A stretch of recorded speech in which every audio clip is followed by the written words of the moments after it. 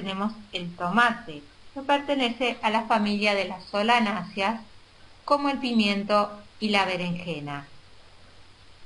Son plantas que se cultivan como anuales, pero su ciclo vegetativo, en condiciones climáticas que lo favorezcan, se puede prolongar durante varios años,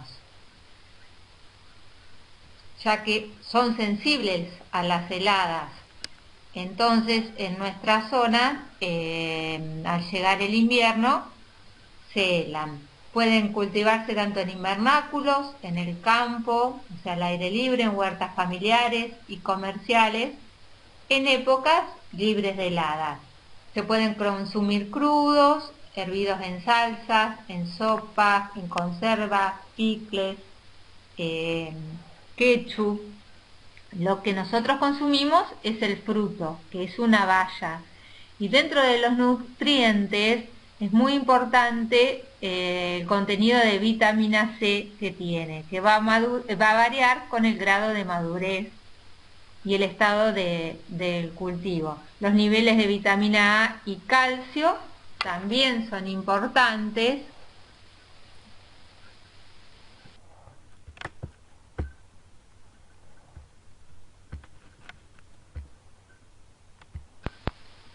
Dentro de los tomates cultivados hay variedades de crecimiento indeterminado.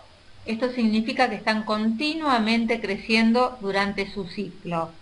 Son las que se utilizan en invernáculo. Para esto hay que atarlas con hilos a alambres. Hay otras variedades que son de crecimiento semideterminado, y las que cultivamos nosotros en las huertas son las de crecimiento determinado, que crecen cierta altura y no crecen más. Los más utilizados son los tomates redondos. También hay variedades peritas, variedades de distintos tipos de cherry.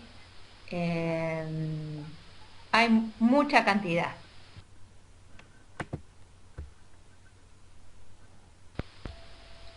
Las temperaturas óptimas para el crecimiento del cultivo de tomate son entre alrededor de 21 y 24 o 25 grados.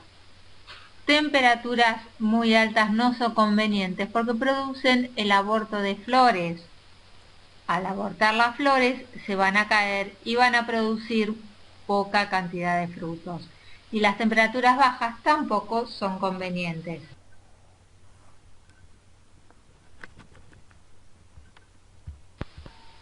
Una alta luminosidad es beneficiosa porque va a actuar sobre el contenido de ácido ascórbico, o sea, de vitamina C, que van a tener los frutos. El tomate se puede cultivar en distintos tipos de suelos, desde arenosos hasta arcillosos y hasta en hidroponía.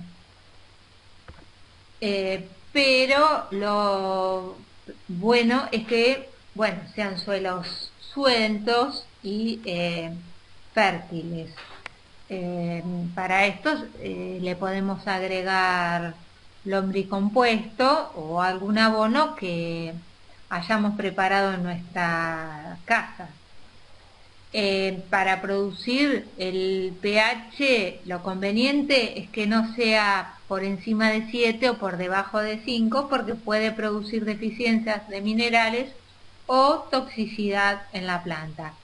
Y con suelos pesados, o sea, suelos arcillosos, si se llega a producir un anegamiento en el terreno, se van a producir enfermedades en la raíz. Por eso siempre es conveniente para realizar el cultivo hacer camellones.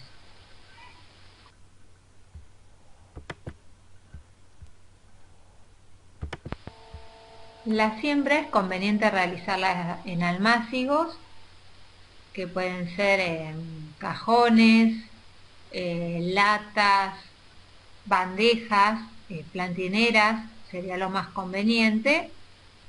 Y antes de realizar el trasplante, cuando las plantas tienen alrededor más o menos de unos 15 a 20 centímetros, hay que hacer un buen riego para que las raíces nos salgan completas y así la planta no sufre luego del trasplante. Si lo hacemos a la tardecita, mucho mejor. Y una vez que realizamos el trasplante, que por lo general se hace a una distancia entre 40 a 50 centímetros entre plantas y entre 90 centímetros a 1 metro entre surcos, para que las plantas se puedan desarrollar bien, es conveniente regar después del trasplante nuevamente para que las raíces se fijen bien al suelo.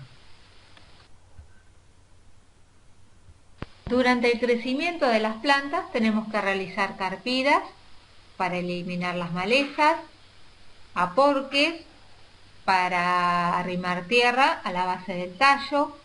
A medida que las plantas crecen hay que tutorarlas, puede ser con cañas, se van atando las plantas a las cañas, o bien con hilos, pero para colocarles hilos hay que hacer un armazón con alambre en la parte superior para que a medida que crecen las plantas las vamos enroscando en el hilo y ese hilo se ata en el alambre superior.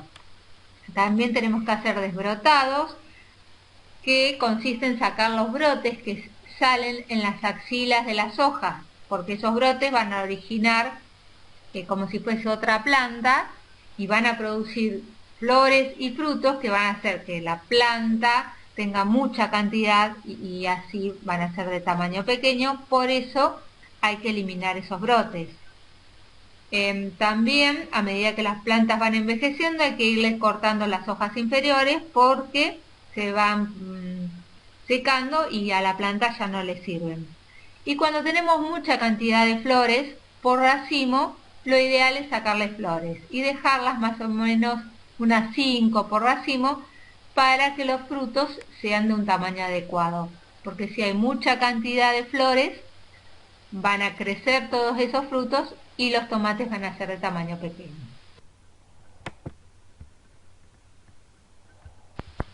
La polilla del tomate es una mariposita que pone sus huevos sobre las hojas y tallos de las plantas.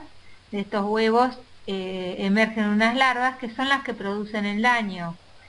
En las hojas producen como unas líneas y también dentro de los frutos producen galerías.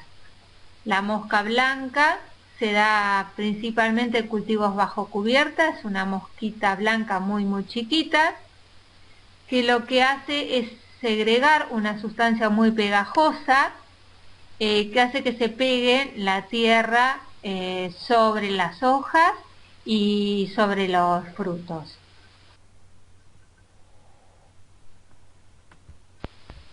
El bicho moro es un insecto muy voraz que en los últimos años, durante el verano, ha aparecido bastante.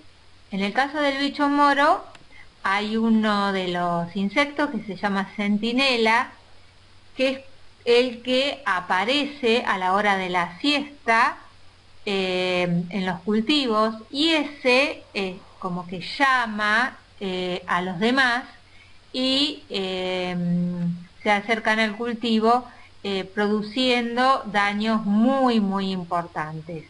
Los minadores en hojas son larvitas que producen galerías en las hojas.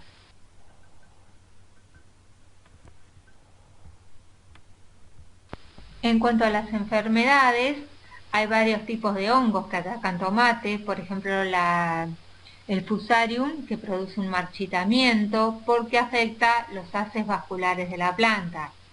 La viruela produce como unas manchitas que se ponen de color negra en las hojas. También tenemos la aparición de virus.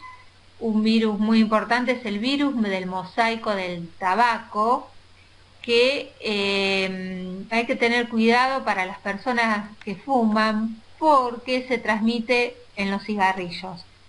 Entonces es muy importante cuando están trabajando en plantas de tomate no estar fumando o limpiarse las manos bien en aquellos que son fumadores, porque pueden transmitir la enfermedad del cigarrillo a la planta.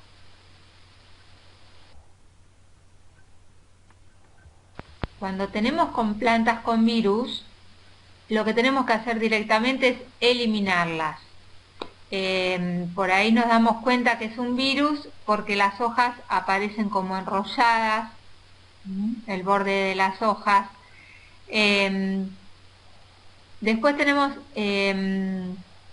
la podredumbre apical, que es muy común, se puede producir por deficiencias de calcio o porque la planta sufre algún estrés de temperatura, porque tiene temperaturas muy altas o muy bajas, o algún estrés hídrico, porque ha sufrido, por ejemplo, algún periodo de sequía. Por eso se puede producir la podredumbre apical. Y también es muy común la quemadura solar, que se produce como una mancha de tipo blancuzca, grisácea en el fruto.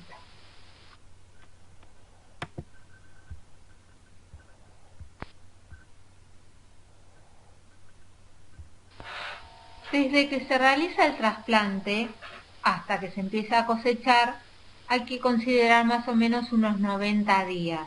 O sea que si estamos trasplantando los primeros días de octubre, cuando ya vemos que no vamos a tener riesgo de una helada fuerte, vamos a empezar las primeras cosechas los primeros días de enero. En el tomate vemos distintos grados de madurez. De verde pasa a verde maduro, que es cuando tiene un color blancuzco en uno de los extremos. Después pasa a pintón, que es cuando empieza a tomar color, y ese color, a medida que se va generalizándose, pasa a rosado.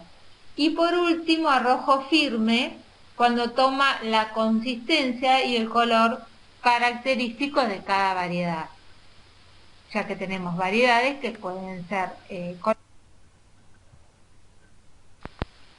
Los tomates son considerados frutos climatéricos porque una vez que los sacamos de la planta pueden seguir